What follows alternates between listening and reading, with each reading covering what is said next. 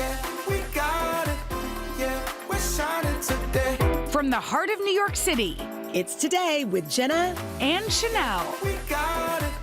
Yeah, we're shining With today's today. guest, actress and singer Mandy Moore, and actress Beanie Feldstein. Everything feels alright with Jenna and Sheinelle. We're shining today. Hi, everyone. It is Tuesday, May 19th. We were just saying earlier, I feel like I say this all the time, but time is just flying. This school year has gone by so Almost fast. finished. Yes. Thank Now, goodness. welcome back. I Welcome need to back. ask you Yeah. what's happening. Oh. Oh, no. I know. Okay, Sheinelle's injured. I am. What's I happening? woke up yesterday with, so I've self-diagnosed myself, so I don't know if this is the official diagnosis, but frozen shoulder.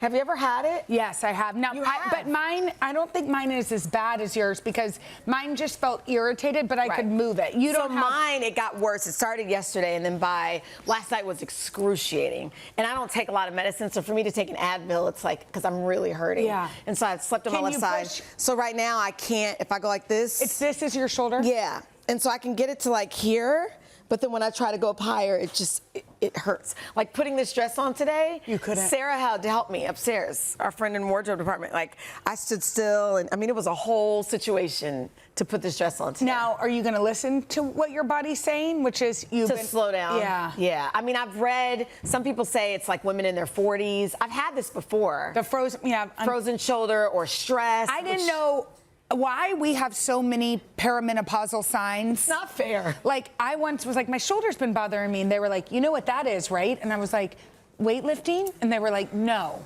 Perimenopausal. I'm like, what? But also, you were doing that dance. You were doing. Oh, no, you guys actually have the tape. Yeah, I'm just. Wait, I'm trying to think. Hold on, is that the arm? Hold on, let me Yes, think. it is. Oh, wait, it is the arm. Did I whip my arm out of socket? I think she broke her shoe and you broke your shoulder. I don't know what is happening. So It's just we're old. This is the third time in you want me 6 to years massage that it? this has happened to me. Does that feel good? It like hurts and it feels good. Oh, wow. We could have been doing this all morning. Well, I know. So you know when I got it the last time? 2 days before I danced with Janet Jackson. What? Yeah. And I ended up getting a cortisone shot back there so that I could, Do it. dance. Well, Yeah, anyway. So when the fact that you had to have somebody else put on your dress, Yes. like, don't you know those feelings where you're like my God. at a hotel room and you're like, oh no, I can't get out of my outfit? Yeah. Oh, do you remember when, I said, do you remember as if you guys, maybe you do, when we were in Jamaica and we were out dancing on the beach that night. Jenna left the dance floor a little early. She was blowing up our phone that she was stuck in her dress. I was like, SOS, somebody come save me. We didn't even see it. And we ended up having to go back to your hotel room and cut you out of your dress. You had to cut me out of your dress. All right, well, it's graduation season, people. And we wanted to take a look at Henry Winkler's Graduation speech. So I was talking to one of our producers, Rainey. I love graduation Do you know that speeches. Hoda loves them too? Like, if yeah. she's feeling bad, she watches them. You know what Hoda got me doing? What? A certain time of year, running to graduation speeches. Wow, I can't believe that really gets you going. Well, it's like, you know why? Because it's motivating. new, you're listening. Oprah has a couple of good ones. Yeah. There are a lot of just really good graduation speeches. So every year at this time, I look forward to seeing some of the highlights on Instagram. And Henry Winkler, as you just mentioned, he's getting a lot of buzz for his. He's the sweetest guy. He's the most lovely. And here is his speech. Okay. Every one of you is powerful. Some of you know your power. Some of you are scared of your power. Some of you haven't touched it yet. You're not aware it's even there yet. And I want to tell you, you are powerful. And in you is a great gift. And your job is to figure out what your gift is, because this world needs every single one of you. And your job is to find that gift and give it to the world. It doesn't matter what it is. We need it. Go! Ooh, I love that. Come on, Jenna, let's go. I just think that it's the one chance you get to kind of reset. Yeah. You know, you've accomplished something so huge, and now there's all this potential, and a lot of you are nervous. You know, you're not quite sure what the step to take. And so I love commencement speeches that say, listen, we need what you have. Well, totally. And it's also on the precipice of like going into the world and sharing whatever it is that you have to share. I love it. And every single one that I've heard so far has basically said, we need you. And I think that's very true. Even in these days and times, like we need whatever your gift, may be. Yes. So you've done, how many? Have you done one I've or two? done one or two. Yeah. Where'd you speak? Oh, there I am. Aww. Yeah. Wait, where was this? I'm like. You remember? Yeah, I'm like, where was it? In Connecticut. Oh, in Connecticut. Okay. Where have you done it? I did Medill School of Journalism. Amazing. At Northwestern. Amazing. That was, you guys Which found is a where you went to picture. school. Yeah. And so to be on that stage and, speaking with the graduates, Joe Fryer was in my graduating class. It was a moment. Joe Fryer was in your graduating class? Joe Fryer was my partner at Northwestern News Network sometimes. We would do like, he'd be my co-anchor, or I would be his photographer, and then vice versa. I was so intimidated by Joe Fryer, let me tell you. Oh my gosh. Joe Fryer and Peter Alexander were the two classmates that I was intimidated. And that's so interesting that then y'all ended and now up we all are working at in the NBC. same place. Isn't that interesting? I love that. Okay, let me tell you who else is getting a lot of attention today. Keke Palmer. She's back in the world of dating, kind of, sort of. Mm-hmm. So she recently posted a video practicing greetings, or when she would invite a guy over for the very first time. How she's gonna say hi. Let's take a look. Okay. Hey, good to finally be hanging out with you. Hey, boy. Eh. Took you forever to answer the door. Oh, so cold outside. What's up? Ah, it's your girl. Hi. That's good. Wait, first of all, choose the last one. Hi. But it's been, we were just saying, I feel like if you have to think about how you're going to be when they open the door, or when you open the door, is that the guy? Unless you just really want to impress him, so you got to I don't know, but I think it's like what she's hitting on, which we get, is like if you haven't dated in a long time, and it's that initial moment of letting somebody in. Yeah. Like, it's kind of a metaphor. It is. That initial moment of letting somebody in, and you're like, do I act, and it's like, I remember, like, I would never have ordered, like, pasta, but like I love pasta. No, you're right. You're so right. you're supposed to be like, hey. Right, and she clearly struck a nerve because Tracy Ellis Ross, who's also single, she thought this was fun, and so she kind of got in on it too. Look at Should this we one. see it? Hey, big boy. Ta-da! Too much. What up? Oh no. Okay. What's up? Hi. Oh, hey. It's kind of cold out here. You gonna be able to warm me up? What up? Fancy meeting you here. Oh, you live here. Anyway, can I come in? Those are really funny. I know, wow, we have anxiety. Yeah, I do. I choose the middle. Let's just do the even. Like, hey. Hey. Like, what about just, hey? Hey, come on in. Ooh. Ooh. What? Are they not supposed to come in?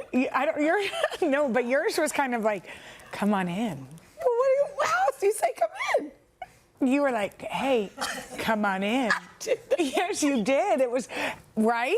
Yeah. It was good. I think it was good. I did not. Is that what I did? Yeah.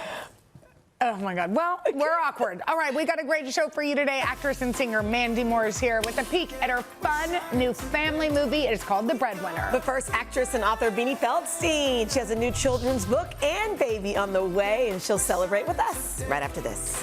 There's just something about it that's so...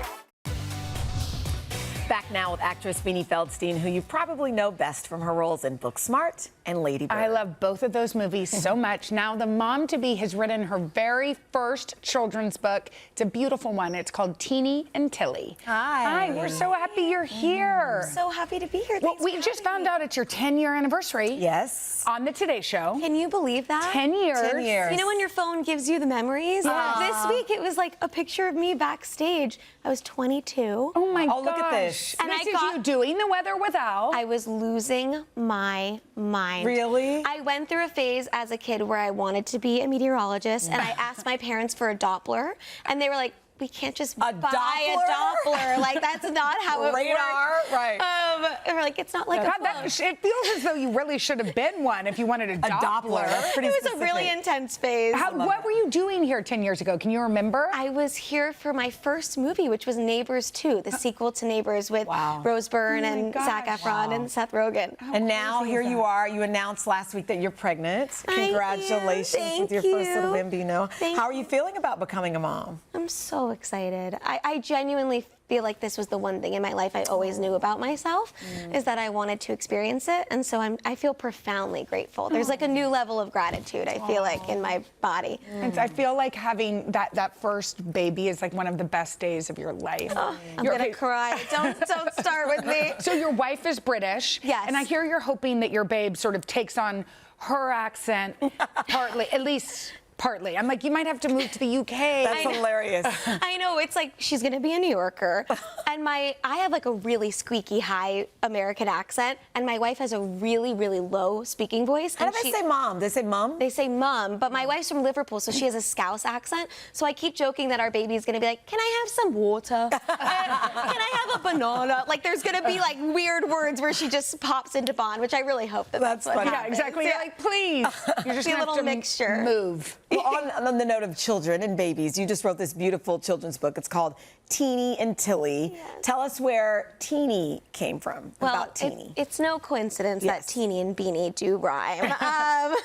I was always the smallest one in my class, and when I thought about writing a children's book, I always wanted to, and you know, Booksmart and Lady Bird are like two of the proudest things in my career, and they're about friendship. That's the core of the story. So I wanted to bring a friendship story to littles, and I always knew that I had this vision of Teeny with her, like, she's short and round with the adorable. big eyes, and I was like, I have this character, and I just kind of built it out from there. But I really think it'll be a great like first day of school or back to school book, because it's all about joining a new school and being really scared to talk to anyone. Really cute. And Tilly is sort of based on one of your childhood friends. I had a few really tall childhood friends growing up, and I was always the absolute shortest in the class. But yeah, Tilly is sort of this unbelievably kind and giving friend who also feels left out and feels different because she's so tall. And so, you know, they were meant to find each I always other. want that for kids, right? Just find your person. You don't need 50 friends, Yes. 60 friends, but if you could just have that one, and you know, you can It's both be all you outliers need. if you want. Exactly. Right? It's like, it's all you need. And even as adults, like walking agree. into a new situation, you're like, who's gonna be my Who's lunch gonna be my buddy? friend? Like, Who's the one person Right? that will like, and of course, you know, this is such an important skill, teaching kindness and empathy to kids. Oh, thank you. We have to say we are very excited about the Fockers-in-law. You said Did I it. say that okay? Yeah, I always get like, I'm like, don't get Focker-in-law. You're in it. I'm in it. Can you How just- lucky am I? Rob De Niro, Ben Stiller, This Ariana is Grande. a classic. to be in that world as someone who grew up on those Yes. movies, it was absolutely surreal. But I truly cannot wait for everyone to see it. It comes out Thanksgiving, and I think Ari is going to blow people I keep hearing away. that even Ben Stiller was saying, like, she is so good. She's And so funny. funny. And she's so funny. It's a tour de force, and to get to work with Ben and De Niro. Did it feel De like Niro. Yes. Wait, can I ask you a question? Yes. This is important to me. Is Jinxie the cat still in it? Jen, I heard you have a fixation on I do. Jinxie. I really do. I have a That's an fixation. understatement. I tried to teach my cat how to flush the toilet. Is at least Jinxie's little grandbaby in it? Please, Jenna. Beanie, please. We'll have to come back in November and we can talk about it. I really hope that the cat is somewhere around. We love that you're obsessed with Okay. Jinxie. Like, We're she- on those are it. first that makes thing- me think that there's a That's chance. probably. There was the first thing Jenna mentioned when we talked about the fact that Focker-in-law was happening. Like, it was like, she was like, oh my God, the cat. And I'm like, Well, "The cat?" everybody remembers that cat. That is so funny to me. that- I'm Do you not- obsessed with that about you. That There you go. they did tell me that. They're like, she does love it. It's genuine. It's okay, true. so before you leave us, we have a little gift for you. Yeah. We have something for baby Beanie. Yes. Oh my baby God, Beanie. Baby Beanie. Oh my God. Some Beanie Babies and a little onesie. onesie. You can celebrate your 10 generous. years. Thank you so When you hold up the much. onesie, for me, it puts it in perspective. Look at this. Oh my Look at gosh, that. so Yay. exciting. Oh my God, thank you guys so And you've much. written the perfect book for all these kids to read. I'm really excited. The idea of kids reading it at bedtime makes me like verklempt. I'm Moms so getting to excited. read it to their kids. I'm so excited. Thank you. Okay, but you're not going anywhere. We're playing again? Yeah, you're going to stick around. We're going to play a fun game of fact or fake coming up next. Aw. Okay. We are back with actress and author Beanie Feldstein, who has a new children's book out. It is beautiful. It is called Teeny and Tilly. And we are dressed like many, I don't know if we're many detectives, we're dressed like large detectives for a game called Fact or Fake. Okay, so here's the deal. Beanie is going to share something about herself, and we have to guess if it's a fact or completely made up. You're an amazing actress, so here we go. Are you ready? Pressure's on. Okay. Okay, you ready? Yes. I once sang Adele's Someone Like You next to Bill Murray. I think that's true. I think it's true, too. Because I know you can sing. You know, some people just look like they can sing. I feel like I'm nearly positive I've heard you sing on the internet. Really? That's true. True. Oh Yes. my gosh! But the story is that it was when she was playing Radio City, I happened to be sitting next to Bill Murray. And when she sang Someone Like You, she's like, everybody sing along. And he was belting at the top of his lungs. And it was one of the most surreal moments of my that's entire life. amazing. Oh That's my amazing. gosh. But you do sing, right? I do sing, Okay, good. yeah. I knew I saw it. Okay, tell us the next one. Okay. I can't eat Samoa Girl Scout cookies anymore because in middle school I once ate about 13 boxes in one afternoon. Man, that sounds like me. That was me, too. I'm going to say that's not true, only because the other one was true, so maybe you're going to go back Flip and it. forth. Jenna? Was it true? It's true. Oh, that's a fact. I told that to my mom the other day and she was horrified. I was like, it was 20 years ago. Let it go. Don't worry. funny. Don't Let worry. it go. They're my favorite. You know what I like when you put them in the freezer. Oh, Yeah, but then it's hard to eat they 13 are. boxes. You get a chipped tooth and they're Yeah, delightful. you can't have them that cold if you're My, going you know through what? that fast. It is a thing, a real thing, that if you overeat something, you can never have it again. I can't look at Can that. you eat any Girl Scout cookies? Well, now I'm celiac. Who knew I shouldn't have been eating them all along? I know. At least I got my heyday. You know? Okay. Here we go, the next one. Okay. The day I met my now wife, I violently tripped down the stairs in front of her and then popped up at the bottom nonchalantly as if nothing happened. Okay, we want to ask a follow-up here. I forgot we were supposed to be detectives. Oh, sorry. Okay, where were you when you fell down those stairs? I was in London, in Islington, in London. And were you super embarrassed or were you like, ugh, whatever? I popped up like as if nothing happened to like, try to like play it cool. Were you guys already on a date, or were you friends at this point? No, we had just met. Okay, I'm I gonna. feel like this is real too. I know, but would I'm gonna say it's fake because. Why? Because sometimes when people aren't telling the truth, they like you gave me a little extra there when you were like whatever she Is said. it fake? My wife was the one that fell down the that's stairs. She funny. didn't know Oops, I I got was my- telling this today. Oh, that's so funny. That's good. I will never forget it as long as Were I you live. nervous for her? I was petrified. Like you thought she was very injured. Deeply injured. And she popped up and was like, so anyway, it continued with the conversation. Oh, I was that's like, funny. are we not going to We're not acknowledge? gonna acknowledge you just. But also in my head, I was like, this girl is special. Yeah, you What were is like- going on with her? I love that. Okay, we have time for one more. Okay, final. I once broke my wrist because I caught a softball in the hand without the mitt. So you played softball in elementary school? Yeah. What was What the name position? of your team? I was third base and the bunnies. The Bunnies. The team was not called the Bunnies. We don't know if we believe that your team. We don't believe you. That's not fierce enough. It is true. But I didn't play on a team. I just played at camp one day and broke my wrist the first day I tried. Oh, so the Bunnies was fake. See, we can Okay. at least decipher Yeah, there that. you I threw you off. That was good. Was that allowed? No, Okay. we don't know. Whatever. Sorry. This game, anything goes. Great. Beanie, you're Thank the you for coming. loveliest. Thank you for having To check out Beanie's book, Teeny and Tilly, just go to today.com/books. Coming up next, actress and singer Mandy Moore is here. She's starring in the new movie, The Breadwinner, and we're going to get a peek right after this. Well, that's great. Mandy Moore has been entertaining us since she was 15 years old, from movies like The Princess Diaries and A Walk to Remember to her Emmy-nominated role as Rebecca Pearson on This Is Us. Well, now she's starring in a new movie called The Breadwinner. She plays a stay-at-home mom who sells her invention on Shark Tank and starts a new business, leaving her husband in charge of the kids. Take a look. Moms have a million things going on. That's why I invented the Star Minder. I really think you might have something. I'm going to give you an offer. Running a company's a 24/7 job. What about your husband? Could he take care of the kids? Nate? Wait a second, is he here? What? Yes. Yeah, bring him in. We are moving. We're moving. Yeah. Here he comes. What, are you kidding? Are you eating a donut? The garbage can You up there. can finish it. No, it's wrong. I'm out of here. I'm out. I'm out. Your wife is having the moment of her life and you're stuffing your face? You're a bozo. I thought, are you allowed to talk if you're already out? Oh, we love Nate. He's so I know, funny. this combo is perfect. I love it. So you play a mom of three in the movie, and you have 3 kids in real life. How old are your kiddos? Look at this. There are 5. Those are my Those are your- on-screen. yes. Yes, my actual kids are 5, 3, and 18 months. 5. Oh, man. I know, we're in it. Yeah, all that's You were that was in like it. last year. But it's so good. It's like, so live in those moments. It is. I know. I'm already sad because they're getting so So big. then what was that like? I love that. So then you have your 3 little ones, and then these kids are a little older. Yeah, it's like an eye to the future. Correct.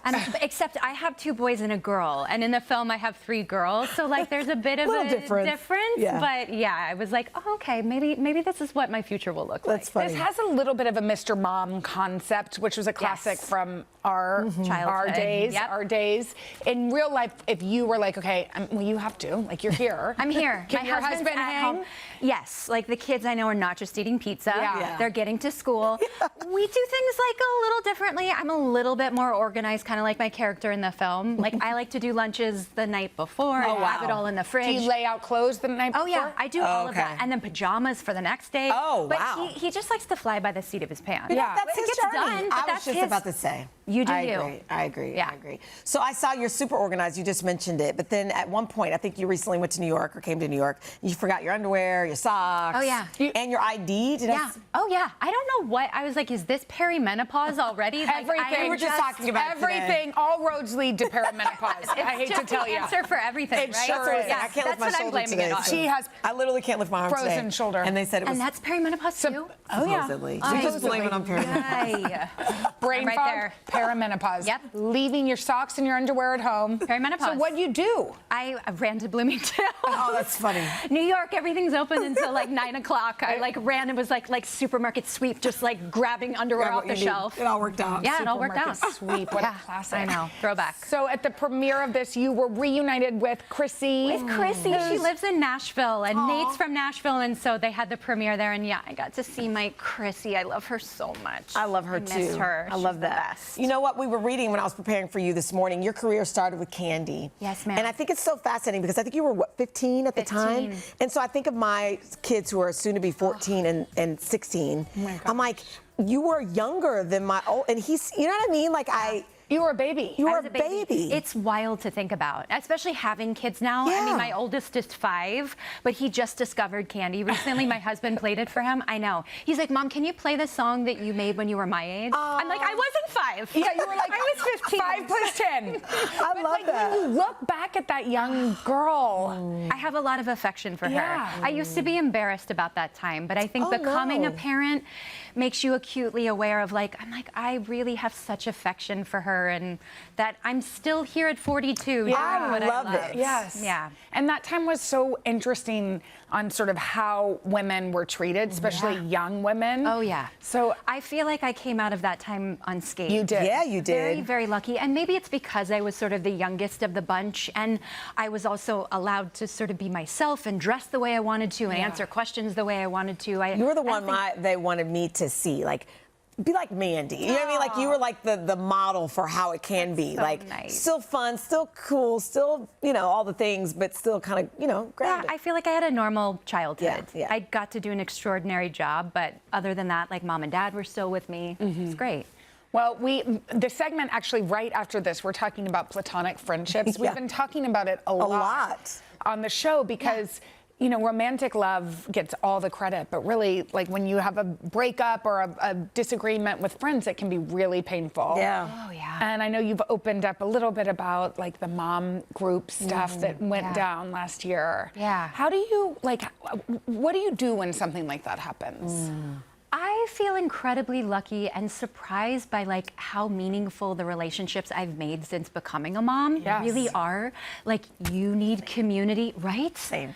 And I hate this like misnomer that women just like pitting us against each other, that we're petty and we're out to one up each other. It's like I have felt nothing but empowered and supported and loved, and like I lean on my friends now that are other moms and parents more than I ever have, 100%. And I think that's what's so surprising. So I'm trying to just sort like of put like that message the out there. antithesis of what actually is happening. Correct. The antithesis. I mean, they say you like need a tribe, you actually really need a tribe. Yeah, and also to like have a village, you have to be a villager. Like you have to participate, right? Yeah. I love that idea. Yeah, I think of my go-tos, and even if it's 4 girls, 6 girls, 7 girls, but they carry you. No, I mean, there's been times where like Savannah had to pick my kids up from the bus because I was running late. Like that, you need those people. It's like all of a sudden I'm like, wait, same. Maybe it's. Well, thank you so much, Mandy. All the best. You guys. By the way, this is like the type of movie I'm so desperate for to watch with my kids. It's the perfect family film. I feel like these are the kinds of movies that don't get made anymore, but the ones we grew up loving. Exactly. And like when you have a 13 and a 6-year-old, everybody's And it's something for you, something for the kids. It's great. I love that. Mandy. Well, The Breadwinner on that note hits theaters Friday, May 29th. Coming up next, best-selling author Emily Henry shares her favorite beach reads for your Memorial Day weekend. Right after this. Good. Emily Henry is a beloved New York Times bestselling author who has sold more than 8 million copies. I think it's actually even more than that worldwide. It's a lot of books. Her latest novel is called Great Big Beautiful Life, and today she's going to share some of her favorite summer reads with us. Hi. Hi. Okay, so Great Big Beautiful Life is being released in paperback. I loved this book. Thank you. And you've taken a little time for yourself. I'm happy for you. Thank you. That's huge coming from a woman who I know does not sleep. She doesn't stop. Yeah. Like, she literally does not stop. Yeah, I'm like, you're like, I'm so happy for you. I know, I'm like, tell me what it's like on the other side. Tell about this book. This is the perfect like summer read to pick up for Memorial Day. Well, thank you. Yeah, so the story follows Alice, who is an aspiring biographer who gets the chance to write about this mysterious woman who's sort of from like a Hearst-like dynasty. And it's kind of like going to be her big break. But then when she gets down there to interview her, she realizes there's actually another biographer competing for the same job, this man named Hager. I was going to say, is he handsome? He might be handsome. I love You that. have to read to find out. That's I love that. Yeah, exactly. So you have another book, your book Beach Read, being adapted. Which is beloved. People love this. Yeah, so you've got Phoebe Dynevor, Patrick Schwarzenegger. How does that feel when something like this is happening? It is so surreal, and I also just keep getting emails about everyone else that they're locking in, which is not public news yet, so I can't share, but I'm getting really excited. They're starting shooting very soon. Now, one of the things I tried to explain is that like your readers are so obsessed that people were kind of like, some were happy with the news, some weren't. How do you, as the writer, just say like, this is going to be fine, guys? I mean, you know, like I also have to sit back and like let it unfold. It's not, I mean, it is our baby, the readers, and my baby, but it's also the filmmaker's baby and the studio's baby. And I'm along for the ride with the readers. And we just have to trust, you know, the vision. And I feel like Yulene Kwong, our writer-director, is so brilliant, and I know she's going to do an amazing job. Oh, that's exciting. Yeah. I think it's exciting. Okay, you have some recs for us. Our first is by one of our mutual obsession besties, Kennedy Ryan. Tell us about Score. Oh my gosh, well this is so exciting because it's actually Score's release. I know. Happy Pub Day, Kennedy. Yes, I love this book. I love everything she writes, so I'm always waiting in line for it. But this one is about a screenwriter and a composer who have this shared history that was really, really intense back when they were in college, and they find themselves working on this Harlem Renaissance biopic, and it thrusts them back together where they have to kind of like face their demons and deal with their past, and it's so sexy and romantic and I just love the way Kennedy writes, but especially the way she writes her characters. She goes so deep into their... And there's always like things to discuss. Yes. Okay, I love that. I know. I love that cover too. Yeah. It's so good. I love that. Okay. So next for the thriller reader. In the summer, I'm always picking up a thriller. Yes. So we have It's Not Her by Mary Kubica. This one really surprised me, and I read so many thrillers that I'm not often surprised, but the basic premise is this woman goes on this summer trip with her brother and sister-in-law, and they're staying in 2 different cabins. And one morning she wakes up, she goes to her brother's cabin, her brother and her sister-in-law are dead, and their teenage daughter is missing. And everyone thinks that her I know, it's dark, you guys, but it's really beautifully written. And again, there's so much there's a twist. But it says it's not her, so. It's not her, but everyone thinks it's her. And she's like, no, this is my teenage niece. I know her, I love her. She wouldn't do this. Oh my gosh, Chris Whitaker said twisting and chilling. I like it. Yep. Okay, finally, the last one is called The Take. The Take by Kelly Yang. This book is a perfect book club pick. Like, you will just want to talk about it nonstop. It follows this successful Hollywood producer who's in her 50s, I believe, 40s, 50s, and she gets this diagnosis of precancerous cells, and she's told about this procedure where basically she will swap blood with a younger woman, and it will give her back 10 years of youth, and it will drain 10 years of this person's youth. And so she has to find, like, a willing candidate to do this, and it's kind of about like the exchange of wisdom between women and also like the pursuit of youth, and it's just really, really compelling and interesting. Is someone willing to give her 10 years of their youth? Yeah, because you have to think about it. It's like for money, people will do a lot for money. Yes. And that's, I mean, it's full of conundrums. What a talker. Yeah, I know, it's a talker. You're going to want to cat this one out. I'm intrigued. I have a lot to read. Yeah.